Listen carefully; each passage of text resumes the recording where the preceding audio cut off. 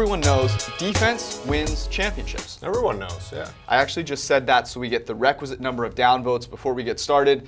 We are going to be talking about the Chicago Bears season win total. It's at 9.5, minus 125, minus 130, depending on where you go. That means you got to bet 125, 130 to win 100. So people already starting to bet the under.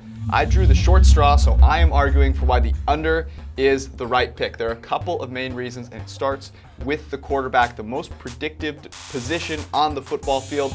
And while I personally like Mitchell Trubisky as a human, the numbers do not like Mitchell Trubisky as a football player going into this season. He led the NFL in negatively graded throws.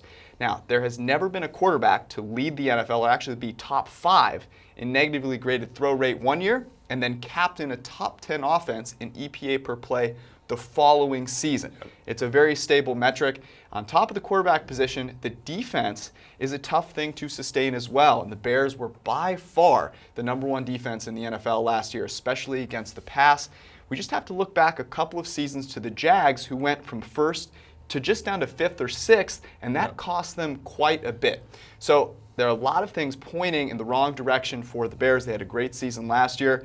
Your mission, should you choose to accept it, why are Bortles North and the Bears a good bet to go over? Yeah, I mean, this is the tough one, right? Because not only are we having a similar situation as Jacksonville going into last season, we're also getting a half more of a win if you're betting the under. However, this team does have, I think, a more talented roster than the Jaguars did a season ago. If you add up all their wins above replacement, they're one of the top 5 teams remaining from a season ago. They did lose Callahan, they did lose Amos, but they still have some great players. And on the offensive side of the ball, I think this is where they differentiate themselves from the Jaguars from a season ago. Tariq Cohen, one of the best running backs in the league per our WAR metric, very good down the field, a good play caller in Matt Nagy. So there are some tools if Trubisky were to improve a little bit fundamentally for their offense to work with. But I agree with you. I think that this is going to be a tough bet to go over. The thing that the Bears have that the Jaguars didn't have last season, even going for them, is that they play in a really tough division. Both Green Bay and Minnesota can really stake claim to that top spot, whereas a season ago we were still wondering about the Indianapolis Colts and the Houston Texans. So